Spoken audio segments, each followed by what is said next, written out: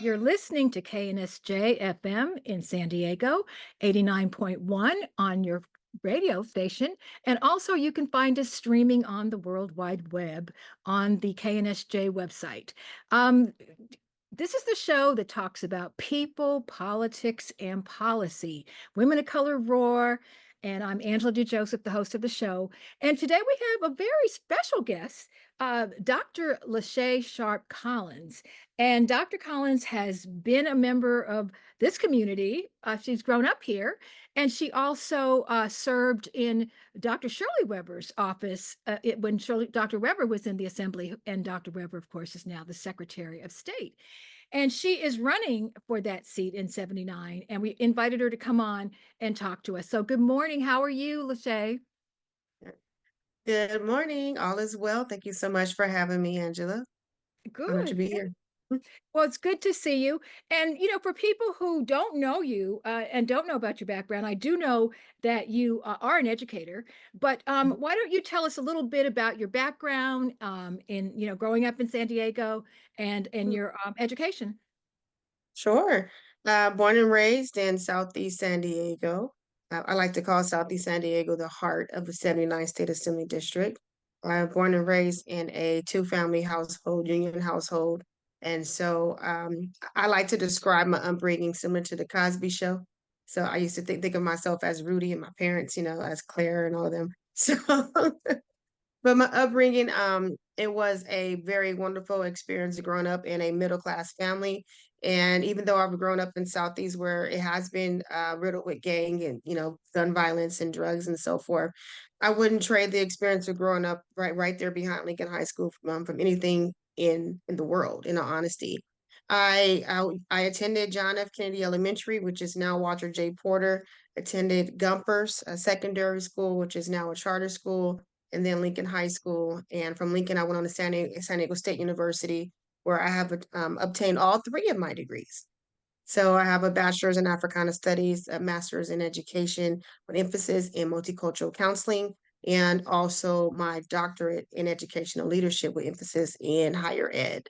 I am a proud mother of two. I now have a grown daughter, and I have a teenage high school son. And so we are just trucking along, having a great time navigating this political world together along this journey. And I'm a dog lover. I'm a dog mom, and I call myself a dog grandma because my daughter has her own dog. So I'm here not only having my two children, but also have my two dogs. And yeah, pretty much me growing up in San Diego, Southeast San Diego is let's just say I've learned a lot. I am still learning a lot. And I would not be the woman I am today if it wasn't for me growing up where I have grown up. I'm Well, being honest with I you. want to ask you about your parents. I have West Indian parents. And so, their whole ideal of coming to America was, to have a better life. And they wanted their children to be, well educated. And that was, very important. And it was, so I wanted to know now, did your parents stress higher education to you? My mother did, and my father did not. In all honesty, really from both sides of my family, the grandparents and the other ones, they did not stress. All they wanted you to do was to finish high school. But my mother saw further. She was able to say, hey, no, there's a lot more out there besides just stopping at high school. And so even though my mother, she graduated from San Diego State as well, has a degree in psychology, she went back to school.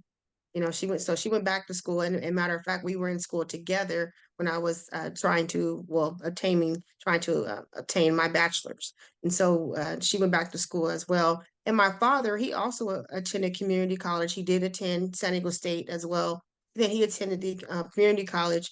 And so he knew about the experiences, as far as college, but that's something he really did not stress. He's always been supportive of whatever you decide to do. Actually, both parents, whatever you decide to do, we're going to be there for you. But my mother was the one who said, hey, there is a lot more out there, and I want you to take a chance.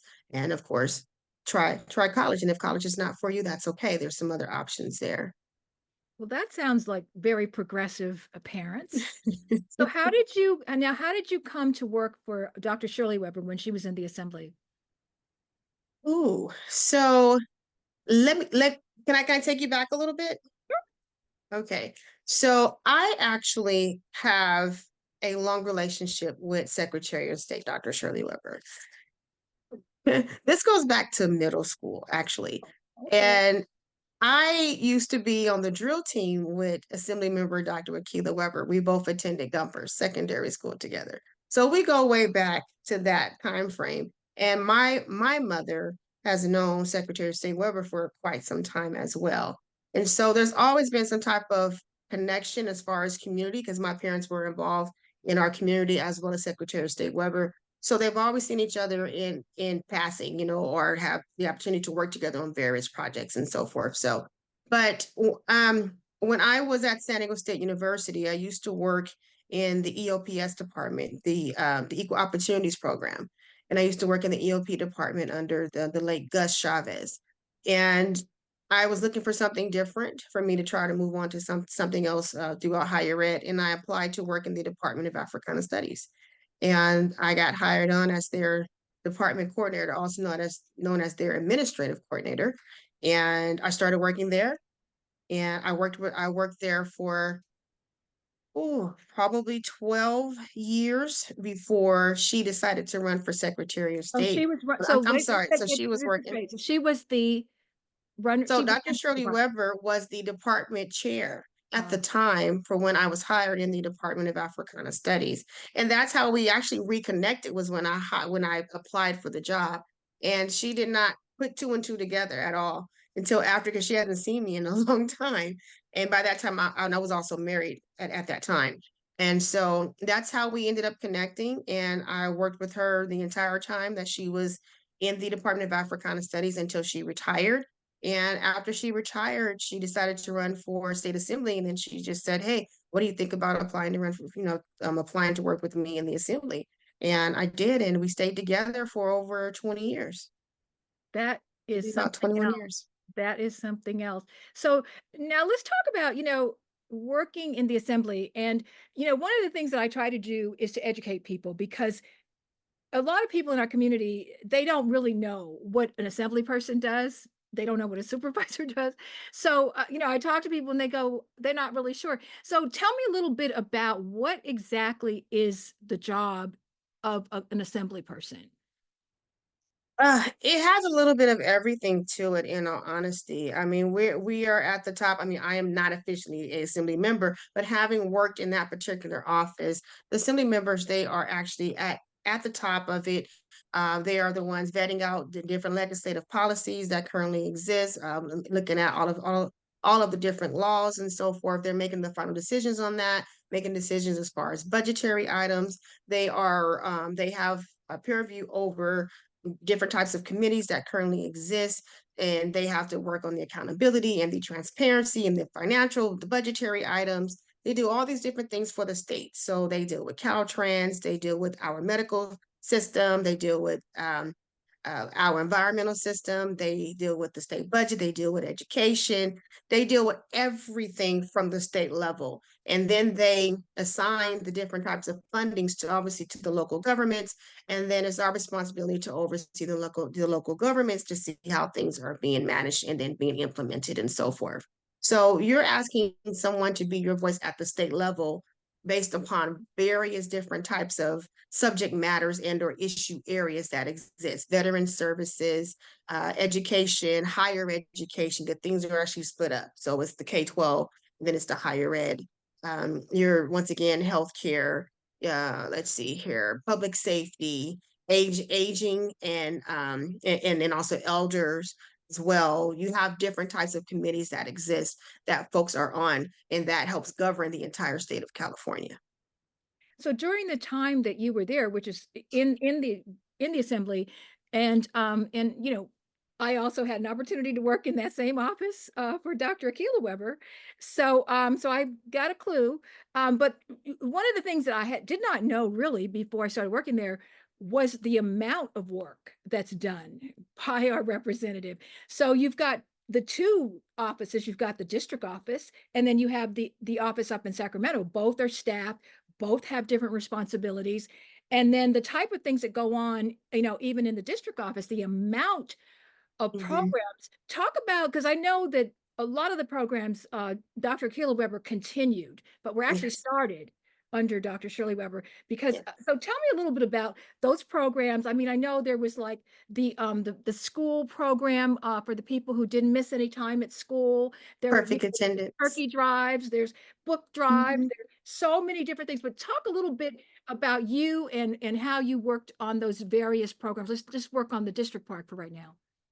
Sure. Well, I mean, some of the initiatives that we put together in our programs from what we've actually put together was based on different types of policy matters that currently exist, and then and things that our state currently recognized. So the state did recognize perfect attendance. The state have different types of programs for the middle class scholarship, and they had other things that currently existed. And so what we did was we created different types of advisory committees. We did create a senior advisory committee to help inform our assembly member. And that also had to deal with the fact of you had the aging committee as far as statewide, and you had Medi-Cal, we're dealing with the medical components. And you had a host of other things, homelessness, housing, veterans. But when you're dealing with seniors, we're dealing with seniors from all different type of the social economic factors. And so we created that.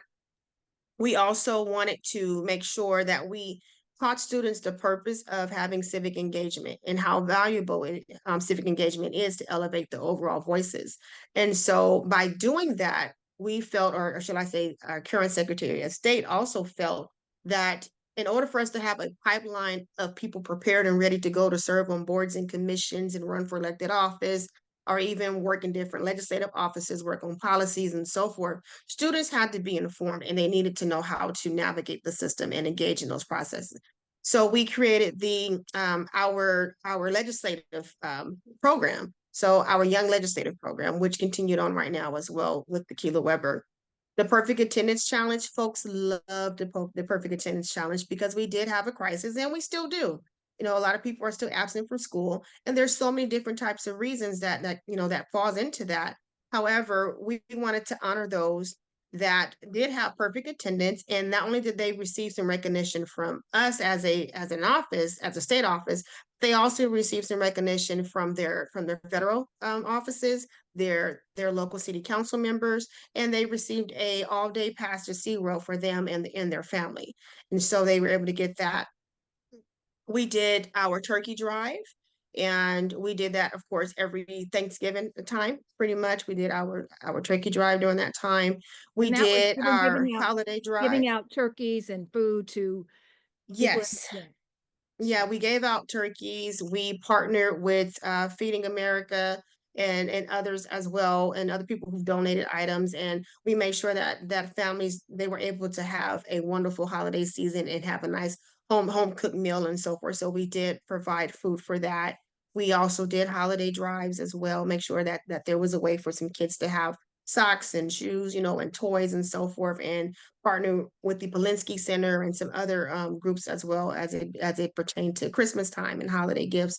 But there were so many programs that we pulled together that Dr. Keela Weber, Assembly Member Dr. Keela Weber, is currently continuing, and I will continue on to have a number of these different types of programs. There was one more too. We ended up doing our fair, so it was our annual back to school drive and giveaway. And at that particular event, we always gather backpacks. We partner with our local nonprofits, and the nonprofits would end up also donating backpacks and so forth to the event.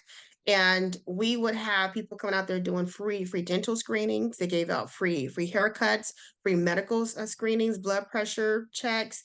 We would have the lowriders out there. We will have food out there, the Filipino nurses and Black Nurses Association. Some of the fraternities would be out there as well. And these are all vendors. So we will have Planned Parenthood and a host of other folks. They're tabling to provide information. So it was our annual back to school drive and resource fair. So we wanted to make sure that those had the resources available to them, and those who needed to have shots and stuff for them to go back to school. They were able to get that there because we partnered with our local medical centers, and those centers were there to provide kids needed haircuts. They got haircuts just before school started. So these are things that we've done, and this is ways for which your elected official's office can impact an entire community. And my last point would be, not only is it just passing bills and dealing with the public policy matters and dealing with the taxes and the budget and so forth. It really has to deal with us making sure that we are elevating our community's voices and making sure that their recommendations and their experiences are being expressed, and they're being considered, they're being heard as we move forward and make decisions on different types of policy. Well, I want to talk a little bit about the demographics of the 79 because the 79, is pretty. I mean, I know that the lines have just changed, but in terms of being able to have such a wide variety of cultures in the district, what are some of the programs that you all reached out to different communities with? Oh, different programs. We did our Filipino Heritage Month celebrations. We did our Hispanic Heritage Month celebration. We did our Veterans celebration. We honored Holocaust survivors.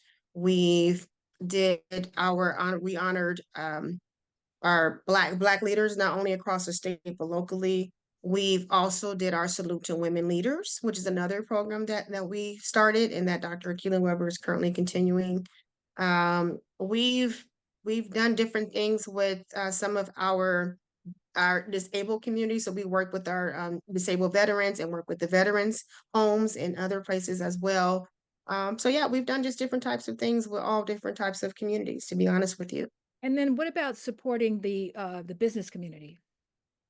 Oh, yes, we did business workshops. So we wanted to make sure people knew and they understood how they can actually come in and start their own business, and like directed them who they can go to. We work with the Diamond District on that. We work with the Urban League on that as well. We did some work with the NAACP and the San Diego Black Chamber. So we wanted to make sure, and also just the regular Chamber of Commerce, also just to make sure people were aware of their options and the steps that they needed to take to move forward to start their businesses, and then also advocated at the state level for additional funding for a number of businesses also. Your elected official can write letters of support for business, well, I wouldn't say loans, but for businesses to be considered. And so we've done that as well with a number of organizations, and one in particular would be Heartbeat. So Heartbeat Music Academy was another program that Secretary of State supported heavily and went ahead and advocated to make sure funding did come in, that she had support to get the Heartbeat Music Academy Now, launched. And so what is that? The heartbeat. Heartbeat Music Academy is a wonderful program. They are now known for their drum line. They have a youth drum line and also drill team that currently exists. And it is a mentoring program, but it also teaches kids a number of skill sets. But once again, teaches them how to read music. It exposed them to the HBCU life as far as the band styles and so forth, but it also connected them with that. But it is a wonderful youth mentoring program for which they have, and they have a whole education component and scholarship component tied to this academy. Now, I want to talk a little bit about now the legislative side, which, is run out of Sacramento. So the assembly person is up in Sacramento, for half the time, not always in the district. So tell me a little bit about that and how, what are some of the legislation that you got to work on with Dr. Shirley Weber? Well, you have to remember, I wasn't always in SAC. So, but when I did go to Sacramento and I had to bring up the voices or elevate the voices from our district, I mean, Sacramento lifestyle is fast paced. I'm going to tell you that right now. It is fast paced, and the way it works is you do have a whole staff of team there. You have a lot more staff than what you do here within the district. The district, you probably have about maybe four or five. But while you are up there, you'll probably have maybe 10 to 15 staff and so forth. But the pace was extremely fast, and you had to have staff assigned to different issue areas so that way they're able to go to those various committee meetings. And they will go to those meetings and they will be there to, of course, to represent the member, but the member would have to move to different committees based on whichever committee they were assigned to by that by the speaker for that time frame.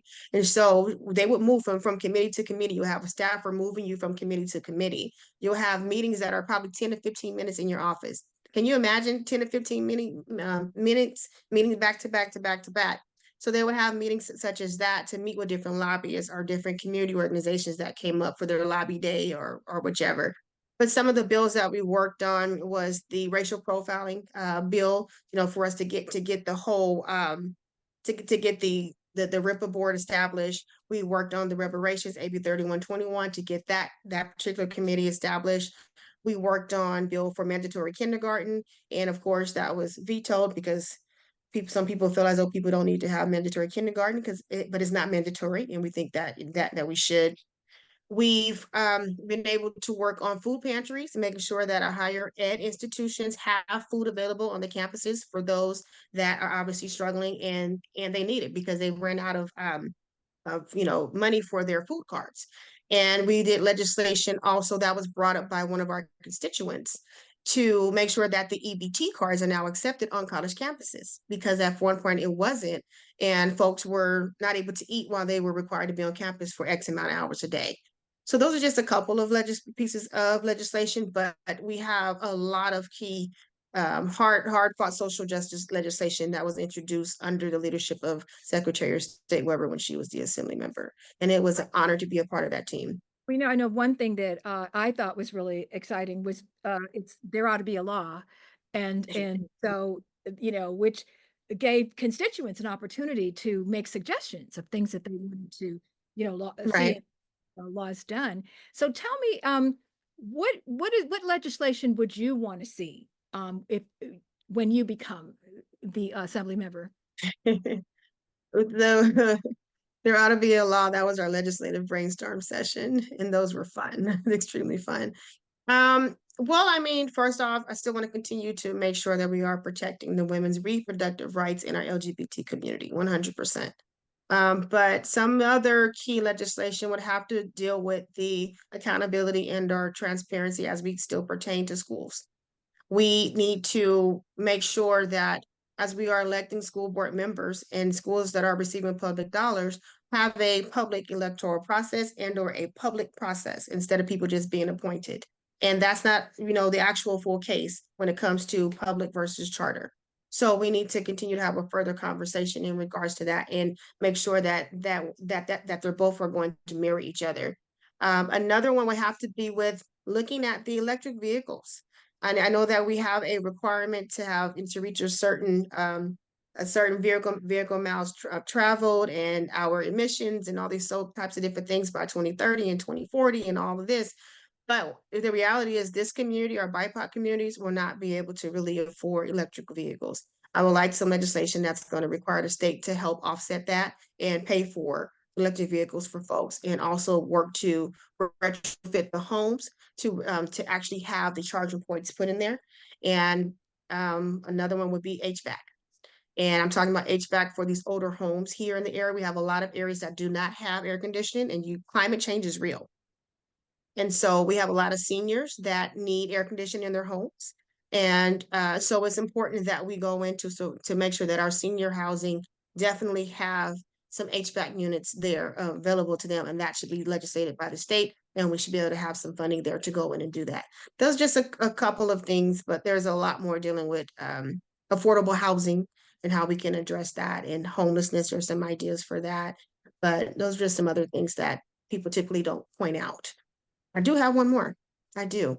It would be to look at the veterans itself and veterans who have passed on, making sure that their families can still maintain their benefits. When they pass, their family lose the benefit support. And I think that they should be afforded the opportunity to keep those benefits. And so that way they can continue to live a quality of life. Their spouse or family member has served this country, and they should still have the right to keep that benefit. One of the things that I belong to the Black Women's Collective of California, and one of our objectives is to save the seat so that we don't lose representation, Black women do.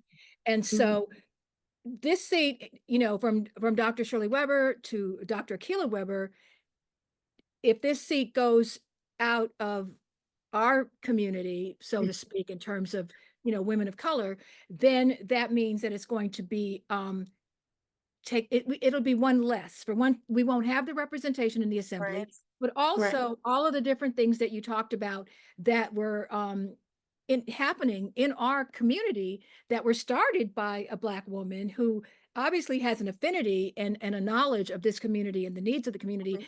That is something that's not like it's been carried on. It's not going to Mhm. continue being carried on because you're going to have Right.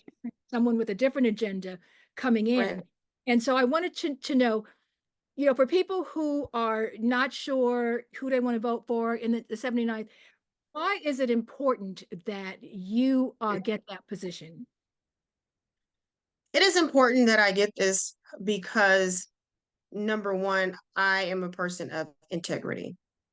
It is important that we get this so that way we know that our voices will continue to be heard, they will be valued, and they will be respected. Our community will not be marginalized. And so if we do not maintain this seat, we can lose the current voice that we have for up to the next 12 years. And that is not okay. There's only so many seats that have Black electeds in it. And it's important that we do what we can to protect those seats and to actually keep those seats. And to have someone in this seat who was from the community, born and raised in Southeast San Diego, walked a mile in a number of our constituents' shoes, and who was able to speak truth to power in regards to what's going on in our overall needs. That is extremely important. It's easier to have someone there who you can relate to and have these hard fought conversations with and know that this person has your best interest at heart and can take this information to the state and make sure that policies that's being implemented is going to address diversity, equity, and inclusion. Me being a woman and being a Black woman, diversity, equity, and inclusion is always at the forefront for me. Social justice is always at the forefront for me. So when you raise the people who are at the bottom, just like they say for education, everybody's going to go to the top. And so I like to actually repeat the statement of the people closest to the pain should be closest to the power. And Well, so it's important. no, I Go think ahead. that I love that. The people closest to the pain should be closest to the power. Thank you. Oh, I've got Yes. to put that on a t-shirt. But I want you to just talk about, the white people, the Latinx people, the AAIP people, the other people that are part of the 79, and how you plan to be the representative for them. Well, I plan to continue on the way that I have been. I mean, I'm currently the community engagement specialist for the San Diego County Office of Ed. And it's important that you have the skill set of being able to cultivate positive and working relationships with everyone. It's important that you make sure that everyone feel comfortable and that they do feel heard. And what I recommend to people all the time in my current position is that you ask people, what is it about you that you wish I knew? And you sit in that question and allow people to open up and be able to tell you about them. And I have a genuine heart and a genuine spirit and want to know about everyone who I come into contact with, and understand their needs, as there's no one size fit all model approach to any type of situation, any type of policy or issue at all.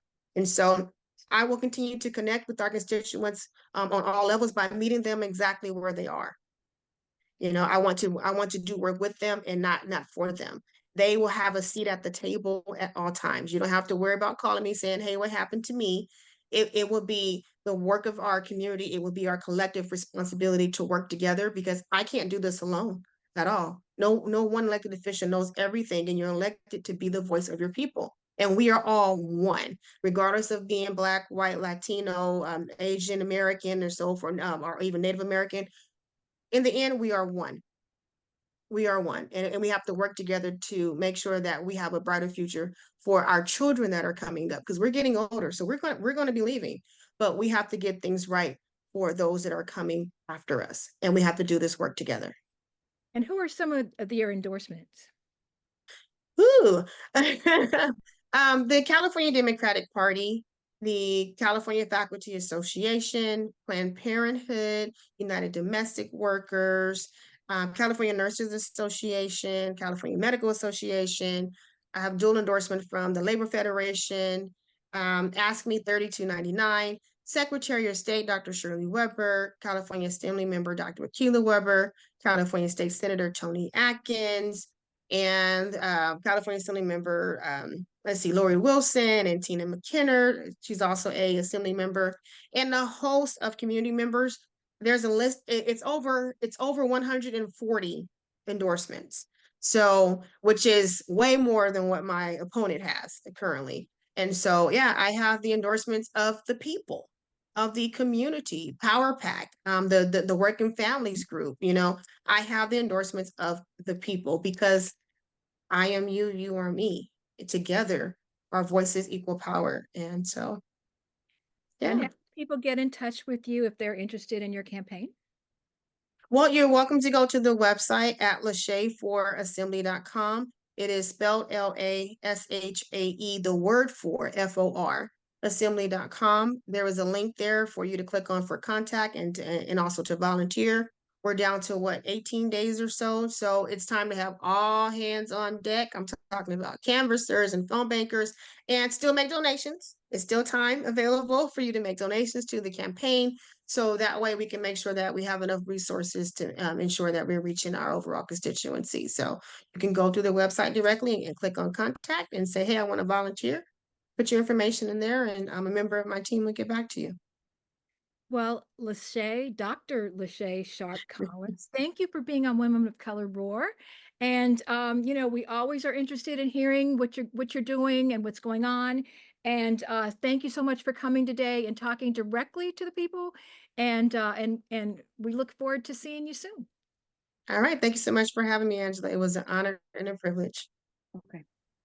You're listening to KNSJ 89.1 in San Diego. This is Angela Joseph, and I'm hosting Women of Color Roar radio show.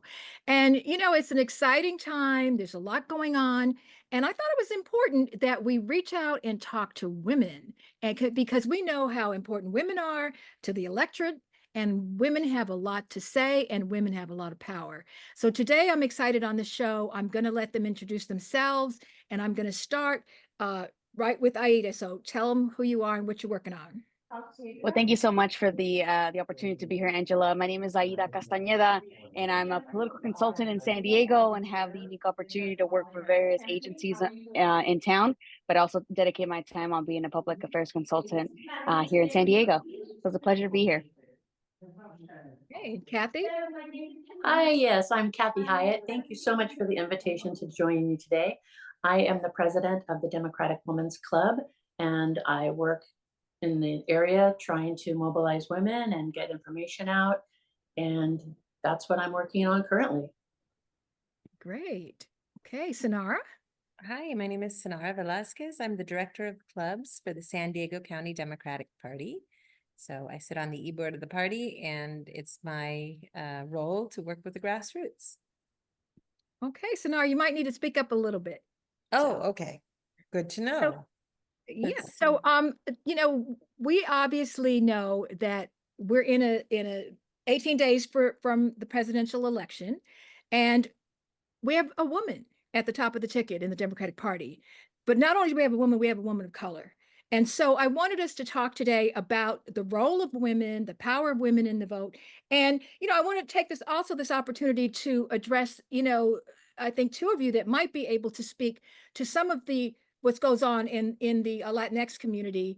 I know that it's not a monolith, and there's a difference between Cubans and Mexicans and people from Latin America.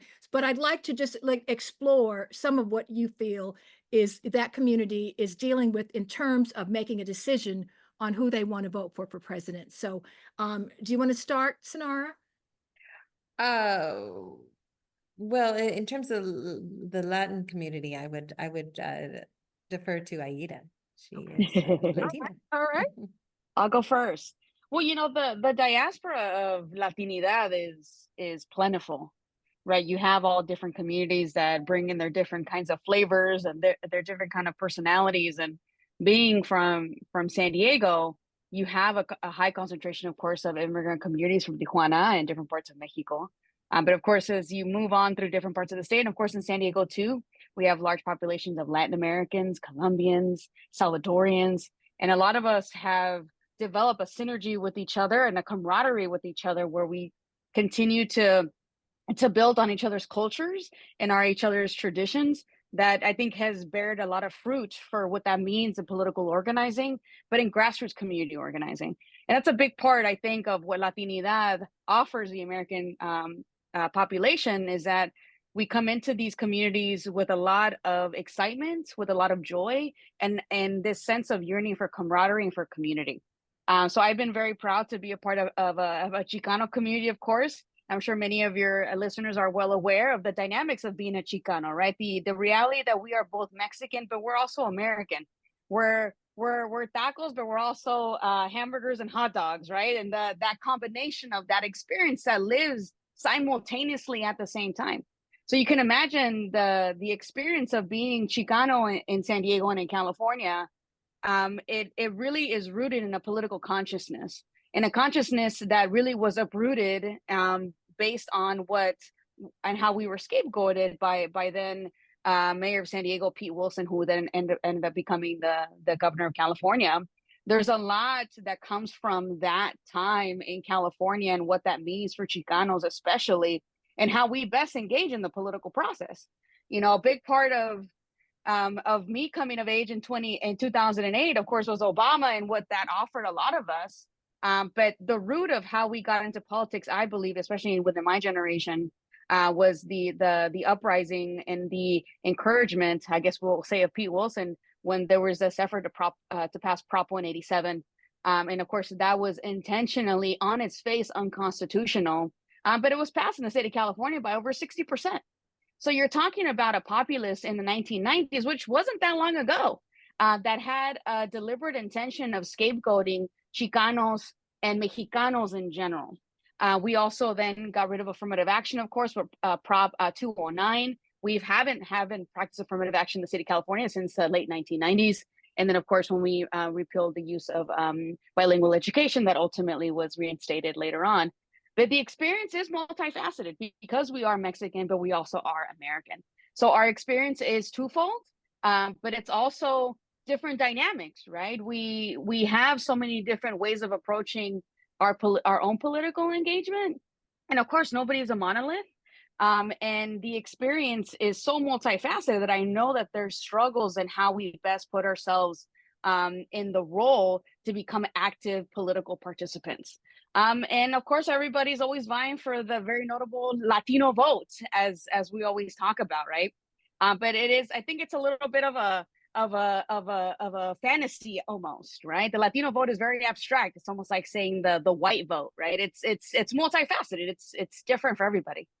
But the Chicano experience, I think, in California is uniquely in tune to our past and how we were scapegoated within policies. And I look forward to talking about that later. And how really how that empowered me and members of my own community to pass policy, but how we encourage those that have been most disenfranchised from the process to participate. And that's often been Latino communities that have been scapegoated by public policy in California and throughout the United States. I know that's a long-winded response. No, I had to give that context. Because it's not a simple answer. It's not. It's a complex answer. So Cynara, exactly. You know, I know that you work, you know, with the Democratic clubs, and you have an opportunity that you know, to work with, I believe it's a Spanish-speaking club. Is that correct? Yeah, I'm on the board of La Voz Demócrata, which is the Spanish language Democratic Club. So yeah. I'd like to just hear, you know, your thoughts. I mean, I know it's not one, like I know it's not one thing, but it's like as Aida said, there's a lot of talk about what, you know, the Latino vote, and and some of the conflict with us being right at the border, the immigration issue, you know, which is different from, you know, I know the Cubans in Florida and what their issues are. So Yeah. I'm wondering, you know, what is your sense of what's going on, for example, in that Spanish language club, or in terms of this election? Well, in our club, it's very pro Kamala, 100%. I mean, here in California, I mean, people remember Pete Wilson and Prop 187. I mean, people are very, very left wing. A lot of people are supporting AMLO, who's a very left wing president, and his successor, who is the first female president of Mexico. So there isn't a lot of debate here, but when I went to Yuma, Arizona, it was eye-opening. It was definitely eye-opening. The conversations at the door were, there was machismo and misogyny are maybe two different words for the same thing. And there was definitely people that were hesitant to vote for a woman, which is frustrating because, again, now Mexico has its first woman president, but there were some men that, were kind of hesitant for that reason. And culturally, a lot of the churches have really leaned into anti-abortion and been pushing the Catholic diocese in the U.S. has been, and evangelical churches have been really pushing their practitioners, and many Latinos are religious, towards the Republicans. So yeah, I mean, there was a lot of disinformation, and it wasn't as clear cut as here in California. Here in California, I think, I don't know, for a lot of reasons, we're not at the place that Arizona is at all. And it's the Latino vote there that's going to make a difference. And Latino women seem to be with us for the most part, but, just like any other ethnic group, I mean, people hear different rumors, people, the last person I spoke to said, I can't vote for Kamala in Spanish because she's a liar. And in this election, that seemed a bit ironic. So it's the same, a lot of the same talking points in Spanish, and a lot of in English. A lot of things I think get mediated on Facebook or Instagram that don't get mediated as quickly in Spanish. That's just my sense. So I see a lot more in disinformation. My husband is a native Spanish speaker, and he tends to consume Spanish language media more. And there are some interesting talking points that occasionally float through our door. So. Yes, and I understand that there's quite a push that the Republicans have a lot of Spanish language ads running on the radio, and just for people who don't know that actually the local party takes a group, I guess, to Yuma every weekend to knock on doors from San Diego. And It's not the, yes, yes, it is the party. isn't it the party? It's the Kamala Harris campaign in conjunction with the local party. We're very lucky this season to be working hand in glove.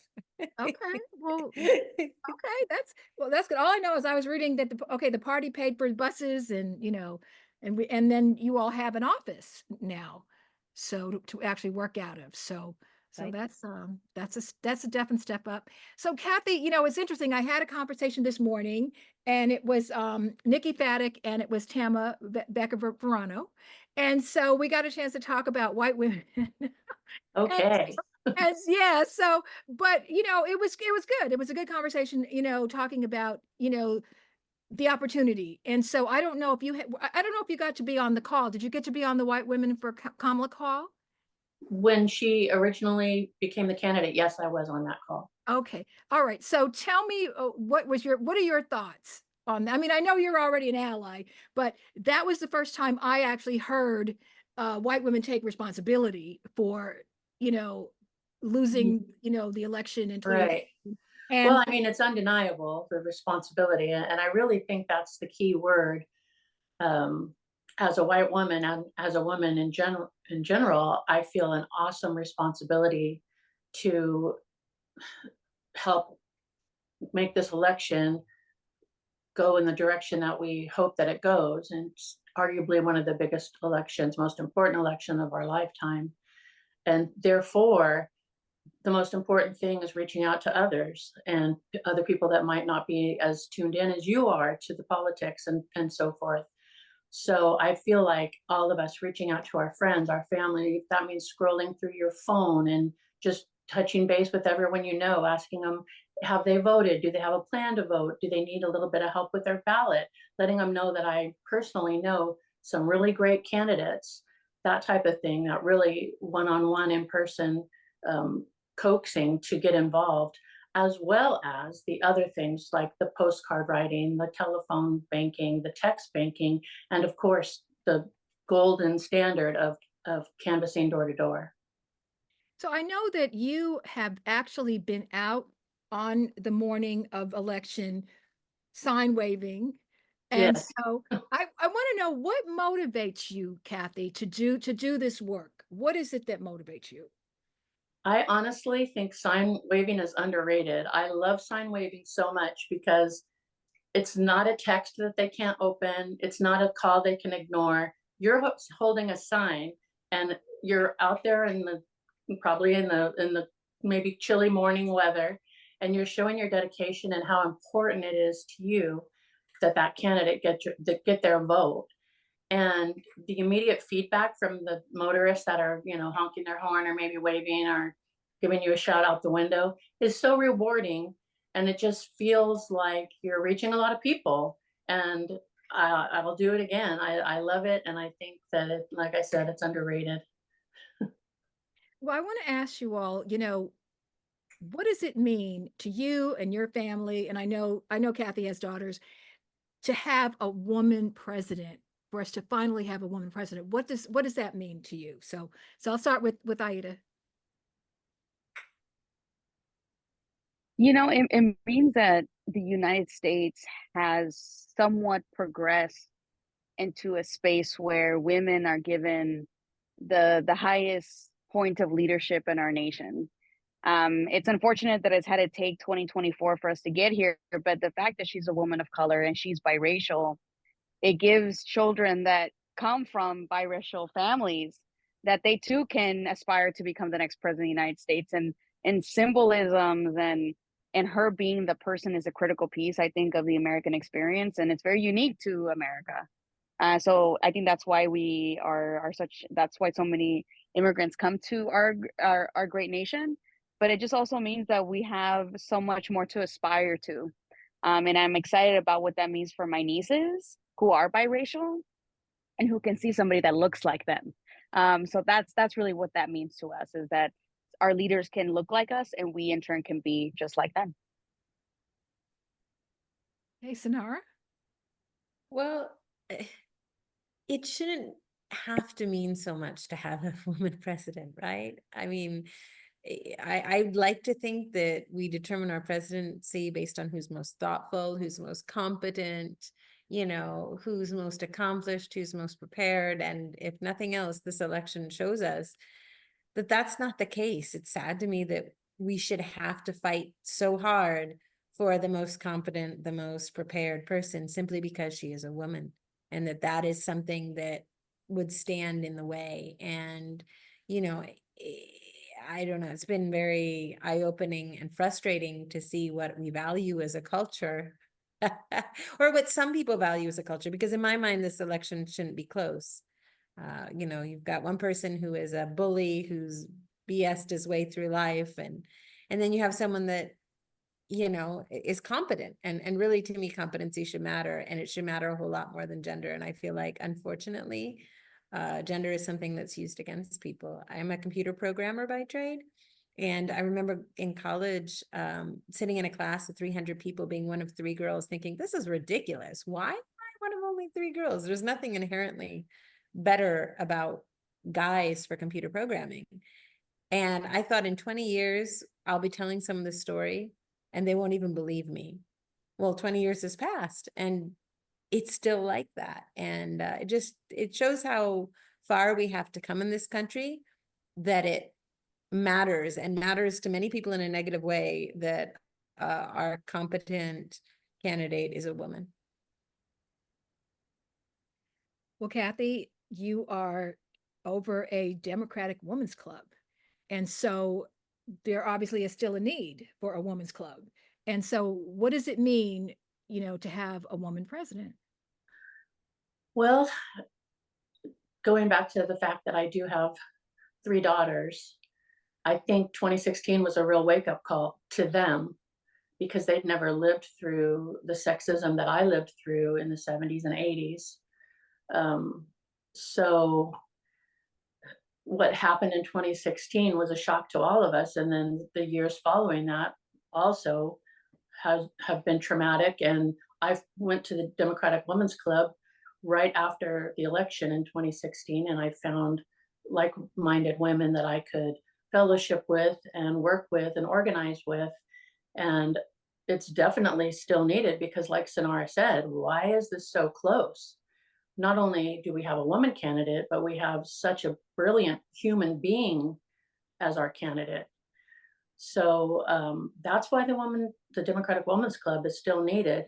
And I'm honored to be the one leading the group. And I take the responsibility very seriously and helping them mobilize. And really, my oldest daughter has become much, much more involved in politics in the last 8 years, just because of the trauma we all experienced in 2016. Yeah, trauma is a word, definitely. And it didn't stop after the election, the No. trauma. So, you know, there are certain issues that are important, to everyone, but reproductive health care, is right up women's alley, if you will. This is something that's going to affect women specifically.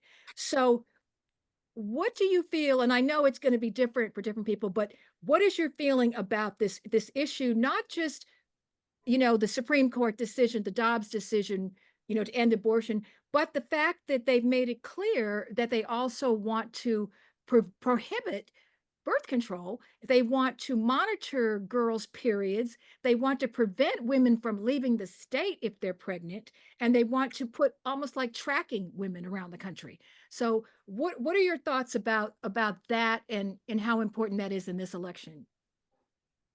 So, whoever wants to go first. I'm personally disgusted by it. I think that as women, we have and deserve the right to bodily autonomy and the agency to do what we like for our bodies, and that's the business of not only of ourselves, but the business within our own families, but also our doctors, right? How is it that a politician can then decide how we're going to navigate that very complex part of our lives? It's quite ridiculous, and it's quite a shock to the conscious, really. And for somebody that, again, I came of age during Barack Obama, so to go from the hope and promise to the other side of the pendulum is a complete whiplash that Yep. I still can't seem to comprehend. But I think as women have had to endure those 4 years of Donald Trump is just a reminder that we have to be more intentional about how we vote and how we organize our community. But it's incredibly scary.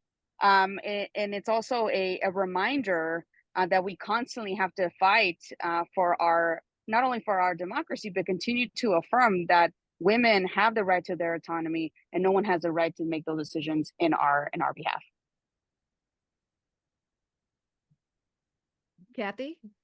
Yeah, I would agree. I mean, thinking back to when we thought that Roe v. Wade was settled law and turned out not to be so, you can project the same thing onto contraception. And the thought of my daughters not having the option to control their own timing when it comes to becoming parents, it blows my mind. And I think that's one of the things that's really mobilized the millennials and the Gen Zs, is because it's frankly unthinkable that they wouldn't have access to birth control, although we could see that as a possibility. So reproductive rights is definitely a pillar of motivation for this election.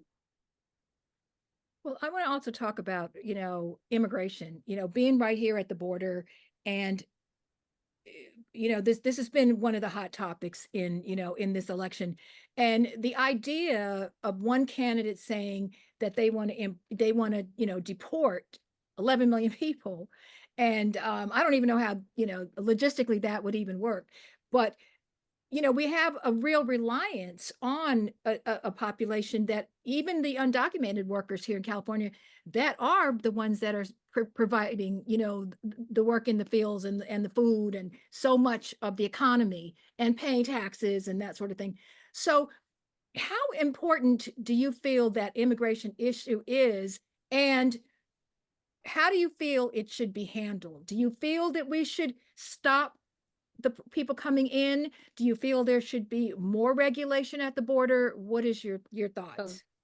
I'd like to say something. Here, it's not that important of an issue. In swing states, Mhm. it is seen as incredibly important to the voters that will decide this election. And, you know, from what I've heard with people talking on the phones, from what I saw in Yuma, I mean, it must just be Newsmax or Fox News. Somebody is playing this video 24/7. One of those news stations just born into people's mind over and over that the biggest problem in the US are refugees in New York that supposedly have everything handed to them on a silver platter. And first of all, it's a total lie. No one in New York is having anything handed. Refugees nowhere have stuff handed them on a silver platter. They have a very hard time. A very large number of them are rejected. They do not receive Social Security. They do not receive, you know, an opportunity even to work for a while. And then there are very strict regulations around what they can and cannot do. But Fox News has convinced people that this is the biggest problem in their lives. Why? Because these people are getting special treatment, and look at the problems you've had over the last 4 years with inflation. And they've just drilled this over and over and over into voters. So I found myself at the door with someone in Spanish, speaking in Spanish. We had a 25-minute conversation. And she was saying, we're just letting too many people in. And when they get here, they have everything handed. They get healthcare, they get a car, they get this, they get that. Well, none of that's true. And not only is none of it true, none of it affects her life in the slightest. But what she said to me and how she tied it to her life was, and you know who pays for it? We do, with our taxes. And I said, really? Have your taxes increased? She said, yes. I said, which tax? She said, my property tax. Well, property tax is state tax, and property tax has gone up in Arizona because the Republican legislatures blew a hole in their budget and bankrupted the state with their subsidizing private schools. It had nothing to do with the illegal immigrants, but they've made this connection where it doesn't exist, that these immigrants are somehow making your life worse. And it's just not true. First of all, nobody is being handed anything of great entitlement in New York, of any entitlement in New York. Second of all, doesn't affect you in the least bit, or your state property taxes, right? But over and over again, we hear these lies. And one thing, you know, one thing that's changed is the racial makeup of the refugees. So when you see yourself in those people coming in, if there could be your family, you have many times people have more empathy for them. That it isn't not just the top of the ticket. We've got judges, we've got, mayor's races, we have city council races, going on. So so the more people can get knowledge and find the candidates that line up with your values is what I would, what I would say. So I want to say thank you so much to you ladies for being with me today. Aida, Cynara, and Cathie. This is Angela D. Joseph, Women of Color World Radio Show. And thank you all for being with me, and we will continue this conversation. Thank you. Thank you so much for having us. Thank you so much, Angela. So I wanted to talk a minute about negative mailers. And so here in San Diego, we had negative mailers the last session, and we were able to get the Democratic Party to pass a resolution so that anyone that was, in the Democratic Party that was running would have to stop it, in order for them to get the endorsement. However, that's not everyone. And so I wanted to just point out, I got one today, and I was really disturbed by it. And this one happens to be against Dr. LaShae Sharp-Collins. And it's basically, has some pictures of her where she was, at a casino, but they've made this whole narrative like she's a gambler.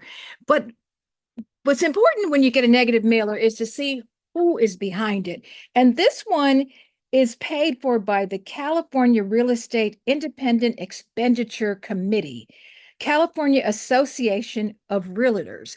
So that makes you wonder, okay, why is the Association of Realtors putting out a negative mailer like that? So who's the candidate that they're supporting and why? So I wanted to just point that out, because you have to think about, do you want to vote for someone who is aligned with an organization that would put out something slanderous like this. So that's the kind of thing that, unfortunately, as a voter, we've got to educate ourselves. Don't just believe it because somebody puts it on a mailer and sends it to you. Don't just believe it because you see it in a commercial.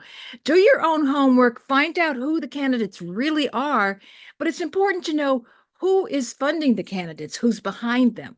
So that's my public service message for today.